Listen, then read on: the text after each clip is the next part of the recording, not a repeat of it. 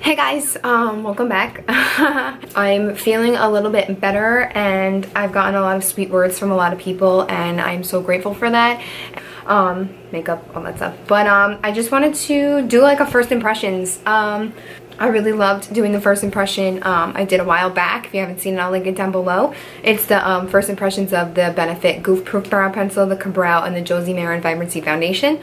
Hopefully this foundation that I'm going to do a first impressions on is a lot better than that one. I did not like the Josie Maran one. Didn't like it. Didn't sit right with me.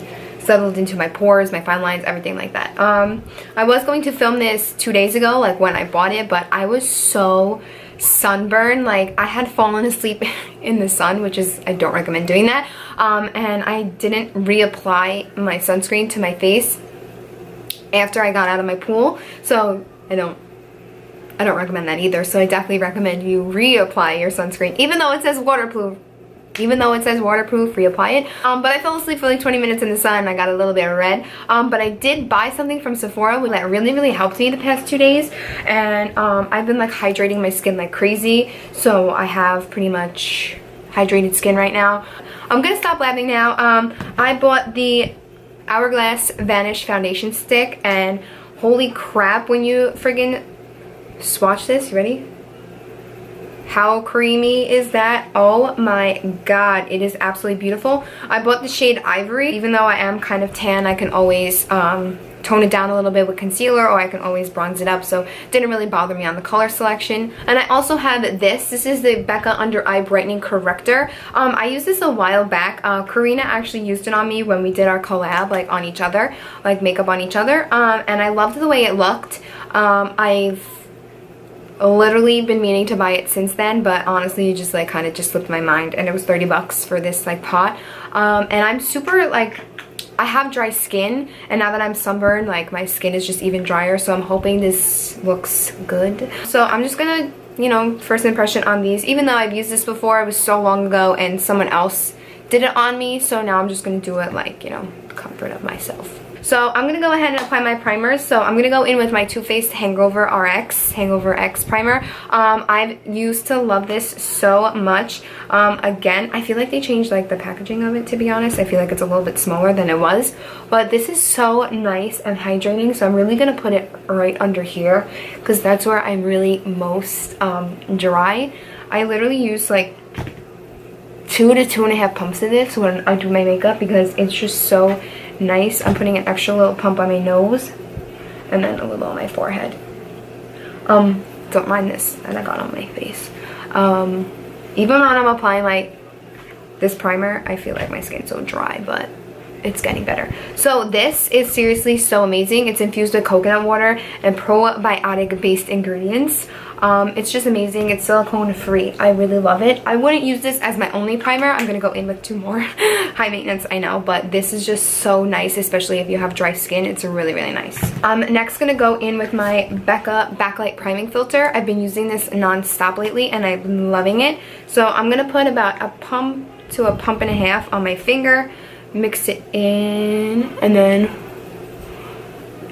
mostly just apply it to my cheek area and forehead. I try and stay away from like this area, but I always end up putting a little bit on it anyway. Last primer. Technically I have 4 primers. I'm going in with this Step 1 by Makeup Forever. This is the Base Soothing Primer, and just putting it in the areas where I feel like my pores are more visible.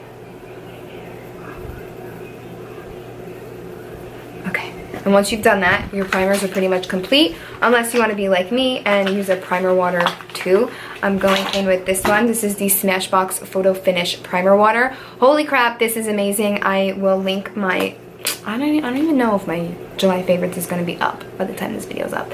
Hopefully it will be. I cannot do my makeup without this, so I'm gonna, this is a new bottle.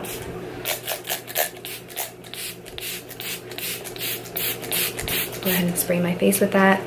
Oh, there's just like magical like unicorn dust in this, because it's seriously bomb. So I'm gonna do this half of my face with a beauty blender and this half of my face with a brush.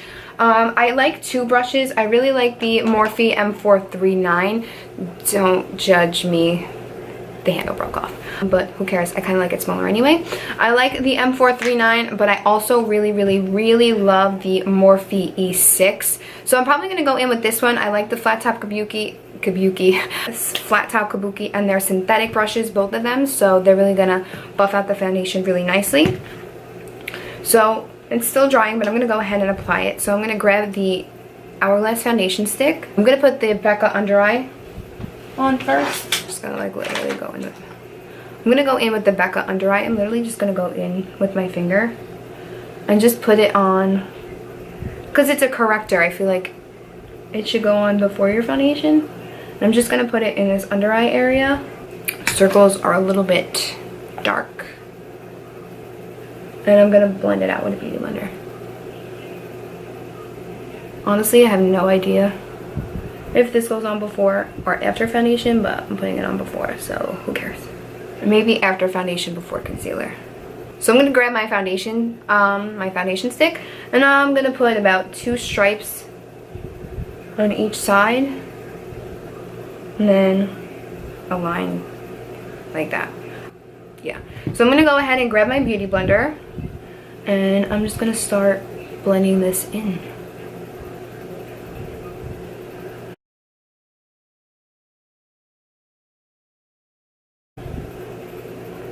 I don't like bringing the foundation all the way up to the eye, so if you still see that Becca brightener, don't be too alarmed, because I don't really like bringing it up to my eye, because then I'm going to have like my concealer and I don't want it to cake up or anything like that. It's looking really nice. I'm just going to bring excess down my neck so we don't have a harsh line there. It's looking really nice. Now I'm going to go in with my Morphe E6. There's actually a foundation brush that goes with this foundation, so I'm not too sure if anybody wants to spend an extra $46 on the brush, but I mean, if they're supposed to go hand in hand, I don't see why not. I kind of passed on the brush.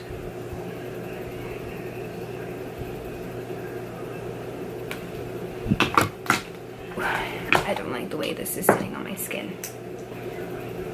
I'm putting a little bit more right here and on my nose, and a little bit right there.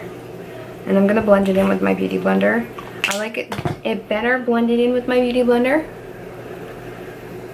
but I'm honestly not a fan right now. Oh no, this is going back. Alright, I'm gonna put concealer on and then set it, and then I'm gonna show you guys. I'm not even gonna bother doing the rest of my face because I don't like the way it's sitting on my skin. It's settled into my pores right here, and it looks very dry and crusty. I'm gonna go in with my Urban Decay Naked Skin.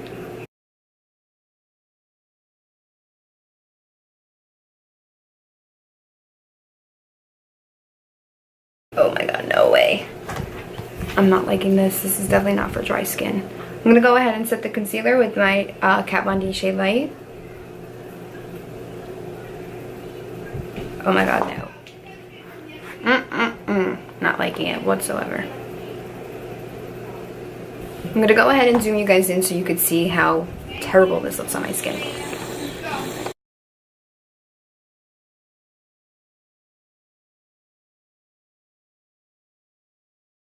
Look at like my pores.